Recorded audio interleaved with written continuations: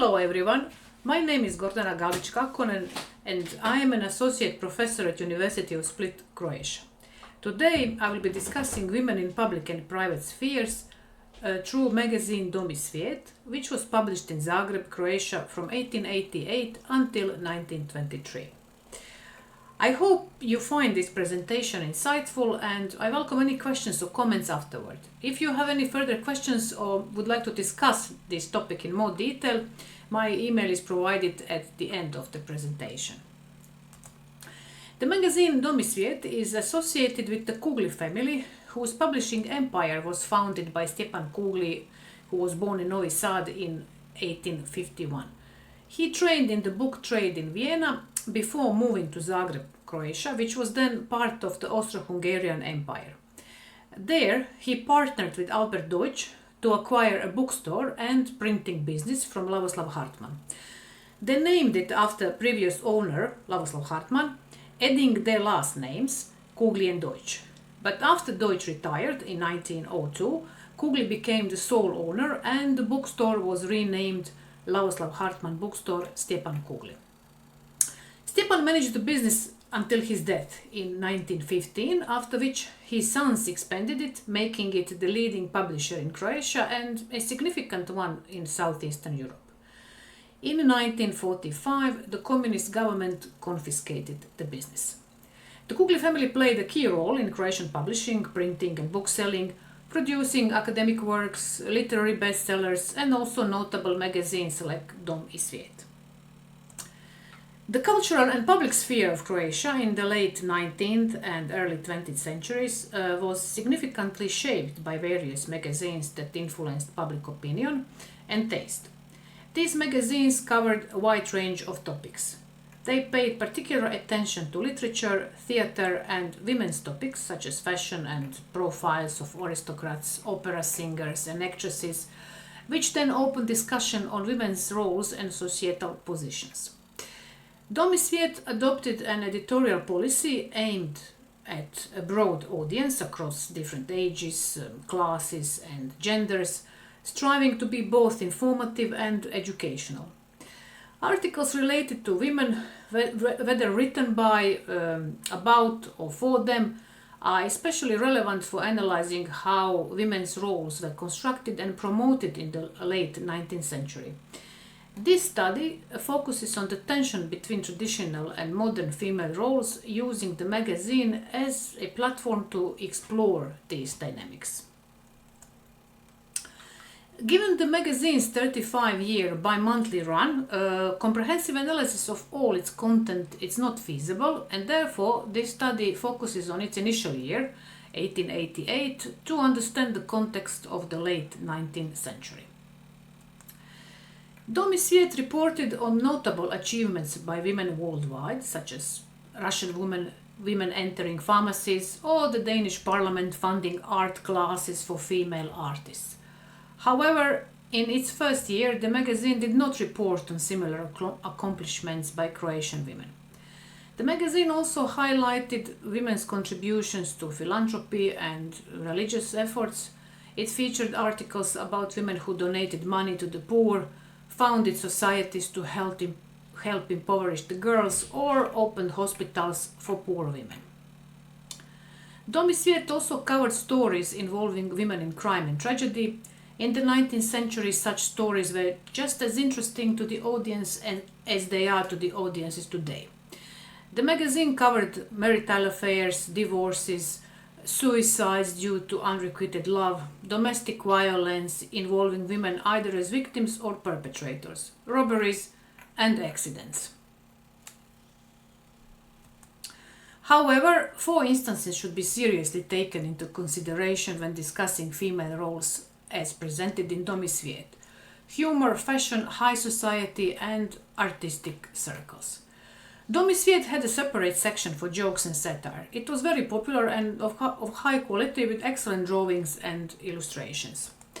Women often appeared as characters in jokes that focused on male and female dynamics, such as marital relationships. Some jokes critique male habits like excessive drinking, while others highlighted the interactions between housewives and maids or mothers and children, often featuring humorous exchanges with mischievous sons or offering marriage advice to daughters. These jokes reflect the gender norms of the time, with women's roles predominantly confined to domestic sphere, as wives, daughters, young girls, maids, or elderly women. While women were occasionally depicted as witty, they were often outshined by men, maids, or children. Maids, in particular, were portrayed as important figures within household dynamics. Dom i svijet closely followed female fashion, highlighting a shift from excessive styles to more tolerable and practical ones compared to 20 years earlier, with an emphasis on natural styles and individual practicality.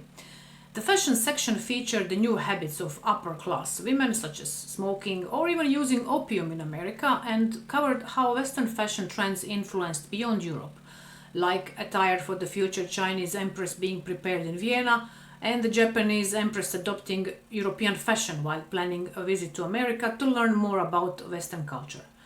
Illustrations from Der Bazaar, a popular German women's magazine published from 1854 until 1937, were regularly featured, and the influence of major European cities like Paris, London, and Berlin was highlighted with the saying, "Paris decides fashion." The magazine balanced between maintaining traditional social order and embracing new capitalist-driven trends that created new consumer needs, and it reflected the commercialization of beauty, evident, for example, in illustrations of exotic beauties like Fatima from Constantinople or Miss Bertha Sucare, a Creole, who won the first beauty contest in Spa, Belgium. While these depictions celebrated beauty as a divine gift, they also suggested commercial exploitation, with the contest acting more as promotional tool for Spa than as true celebration of beauty as a gift from God. Dom i svijet did not directly promote new public roles for women, but it subtly set behavioral expectations for men, suggesting that successful marriages and happy families required men to avoid drinking, maintain good household habits, and respect the home as the women's domain. Meanwhile, the magazine reported on women who defied norms, such as Madame de la Foy, who caused a sensation in Paris by wearing men's clothing and short hair, challenging gender conventions. The magazine described her sympathetically as a good and brave wife, whose outfit was suitable for the travels in the Middle East, where she accompanied her husband on their archaeological explorations, but inappropriate in enlightened Paris. Another example was a report from Poland about a widow who wore her late husband's suit to a tavern, leading to public mockery and even a prison sentence for offending public morals, highlighting rigid social boundaries on women's appearance. Fashion and clothing became tools for expressing women's emancipation, reflecting consumerist and cosmopolitan tendencies. The rise of photography and the expansion of print media in the late 19th century helped spread these cultural shifts, gradually redefining women's role in society. Dom i svijet extensively covered the world of the social elite of that time, focusing on the activities of European and global aristocracy, blending politics with glamour. It reported on even trivial events from royal life, such as Austrian Princess Stephanie burning her forehead with a curling iron. The magazine followed royal marital disputes, detailed the travels, balls, visits, and vacations of queen, princesses, and other aristocrats, presenting them as true celebrities of their era. In the first year, Dom i svijet featured women as writers and translators, but only sparingly, despite each issue beginning with the literary section, which was the most extensive part of the magazine. We have only one Croatian female author that year. Dom i svijet published story Zašto? Why? By Milka Pogačić, a Croatian teacher and writer known for her educational reforms and advocacy for expanding women's roles beyond the family. Additionally, her poem honoring the visit of Crown Prince Rudolf and Princess Stephanie to Zagreb was the first female work to appear on magazine's cover issue number 15.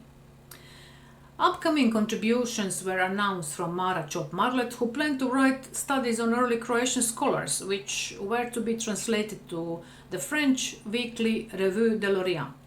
Additionally, a female translator, Ljubica Benaković, appeared translating works from French. Foreign female authors like Queen Elizabeth of Romania, writing under the pseudonym Carmen Silva, were also featured. Her book, Pensée, was sent to the French Academy, as readers were informed, and also her story, The Master Builder Manole, began serialization in issue number 10. In addition, a translation of the story Zlatka by Hungarian writer Ilona Benitsky-Bajza was also published that year. In the second half of the 19th century, theaters became vital spaces for women to step beyond traditional domestic roles and to express themselves more freely. Dom I sviet prominently featured women in its theater section, focusing on their performances and elevated them as some of the first public celebrities. Celebrated for their talent and beauty, female performers challenged societal norms, and they also redefined women's roles in the public sphere. The magazine frequently highlighted women's performances over men's, often offering positive critiques. For example, it covered notable events like 25th anniversary of famous Croatian actress Ivana Sajovic, and they featured portraits of leading actresses such as Marija Ružička-Stroci and Marija Freudenreich, and emerging stars like Josipa Jamnicki and Ljerka Šram. Visiting artists like, for example, Serbian actress Julka Jovanović and singer Alma Foxstrom were also praised. Actresses like Barberini and Italian singer Rosina Voleda were recognized for mastering the Croatian language, reflecting the magazine's emphasis on integrating foreign artists into local culture. However, not all were received favorably. For example, actress Sobieska faced criticism for performing in German. Dom I sviet also supported progressive themes in literature, as seen in its coverage of Ibsen's controversial play Nora in Zagreb in 1888, praising it for its originality and challenge to harmful social norms.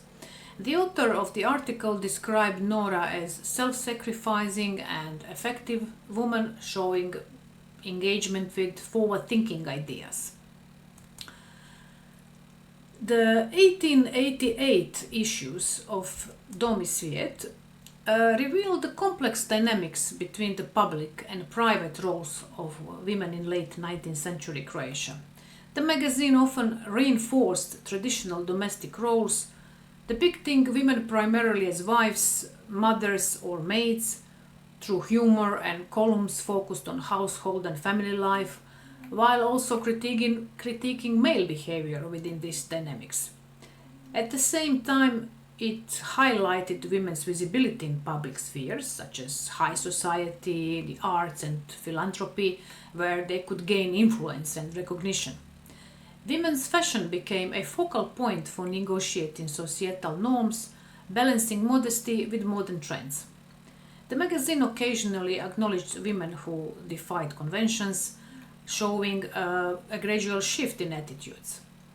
In this way, Dom I sviet served as both the mirror and mediator of shifting gender norms, capturing the tension between societal expectations and women's gradual movement toward public life and agency, particularly in the realms of fashion and theater.